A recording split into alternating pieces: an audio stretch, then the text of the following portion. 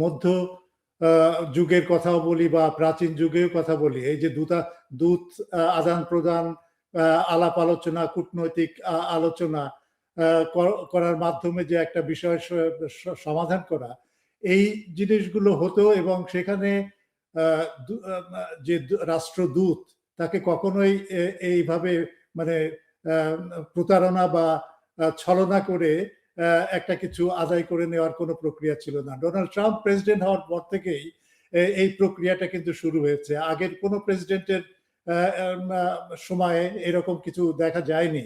সুতরাং এটা একটা অদ্ভুত একটা পরিস্থিতির ভেতরে আমরা আছি। এবং এটা তো একবার হলো না। এর আগে জুনে যখন গত বছরের জুনের 15 তারিখের আগে এরকমই একটা আলোচনা হচ্ছিল কাতারে, এবং তারপরে হঠাৎ করে এবং সোমবারে তার 2 দিন পরে আরেকটা মিটিং হওয়ার কথা, কিন্তু ওই মিটিং এর আগেই ইসরায়েল ইরানের তেহরানে আক্রমণ করে এবং সেখানে পারমাণবিক যারা বৈজ্ঞানিক অনেককে মেরে ফেলে। তারপরে অনেক জেনারেলদেরকে, সামরিক বাহিনীর জেনারেলদেরকে হত্যা করে বোমা মেরে। এইভাবে একটা পরিস্থিতি সৃষ্টি করে তারপরে শুরু করে তারা আক্রমণ। তারা ভেবেছিল যে একটা রেজিম চেঞ্জ করা এবং সেইভাবেই ইরানকে অপদস্থ করা এবং পর্যদস্ত করা। আবার শুরু হয়েছে আলোচনা।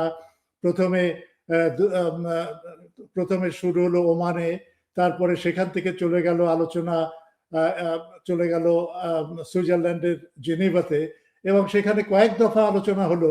তারপরে আলোচনা হওয়ার মানে আলোচনার অগ্রগতি হচ্ছে, এটা আমরা শুনতে পাচ্ছি সংবাদপত্রে, এবং দুই পক্ষই বলছে, এবং যে মধ্যস্থতাকারী ওমানের পররাষ্ট্রমন্ত্রী সেও বলছে যে আলোচনা চলছে, ভালোই হচ্ছে, অগ্রগতি হচ্ছে।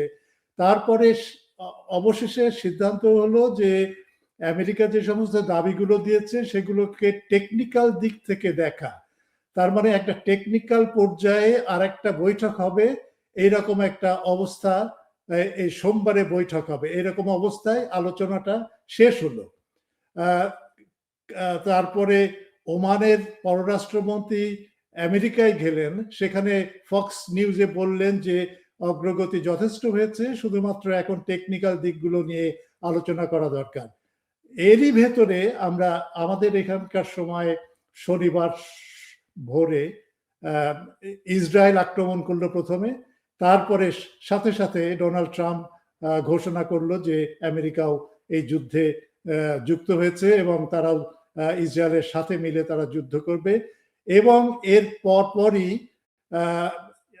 তেহরান আক্রমণ করা হলো, তেহরান রাজধানী আক্রমণ করা হলো, বেশ কয়েকটা অন্যান্য শহর আক্রমণ করা হলো, ইস্পাহান থেকে শুরু করে মাজারে শরীফ, কোম যে পবিত্র ধর্মীয় শহর যেটা কোম, সেটাও আক্রমণ করা হলো। এবং পারমাণবিক যে জায়গায় চুল্লির ব্যবস্থা ছিল এবং যেটা পরীক্ষা নিরীক্ষা করছিল ইরান, সেই জায়গাগুলো বিশেষ করে তিনটে জায়গা, সেখানেও আক্রমণ করা হলো।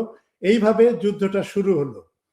কিন্তু এই যুদ্ধের সাথে আগের ওই জুনের যুদ্ধের একটা পার্থক্য হচ্ছে, এই যুদ্ধে কিন্তু ইরান সতর্ক ছিল, জানতো যে একটা যুদ্ধ হওয়ার সম্ভাবনা সৃষ্টি হয়েছে। এবং যখন জেনেভাতে যখন আলোচনাটা ভেঙে গেল, তখনই তারা বুঝতে পেরেছিল যে একটা যুদ্ধ আসন্ন।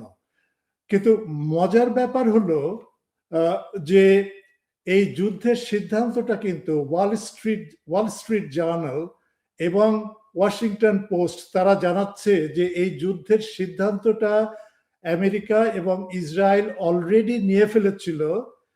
সেটা হচ্ছে গত বছরের 29শে ডিসেম্বর, যখন বেঞ্জামিন নেতানিয়াহু যখন ডোনাল্ড ট্রাম্পের সাথে দেখা করে এবং তার প্রাসাদে সে 3 দিন কাটায়, এবং সেখানে ওই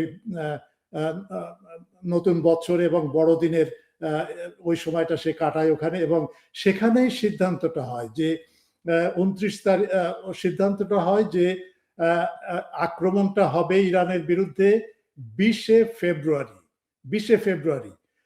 এখন এই ব্যাপারটা, এই যে 20শে ফেব্রুয়ারি যে আক্রমণটা হবে, এই আক্রমণটা সম্পর্কে, দিনটা সম্পর্কে রাশিয়ার যে ইন্টেলিজেন্স সার্ভিস সেই ইন্টেলিজেন্স সার্ভিস এটা জেনে ফেলে, যেভাবে হোক না কেন। তারা জেনে ফেলে এবং তারা ইরানকে জানিয়ে দেয় যে ২০ তারিখে আক্রমণটা হচ্ছে। আবার আমেরিকার কাউন্টার ইন্টেলিজেন্স তারা এটাও জানতে পারে যে রাশিয়া জেনে গেছে যে ২০ তারিখে হবে। তখন ওখান থেকে ডেটটা চেঞ্জ করে নিয়ে আসা হয় ২৮ তারিখে, ২৮শে ফেব্রুয়ারি, এবং ঠিক সেই ২৮শে ফেব্রুয়ারি দিনই আক্রমণ হলো।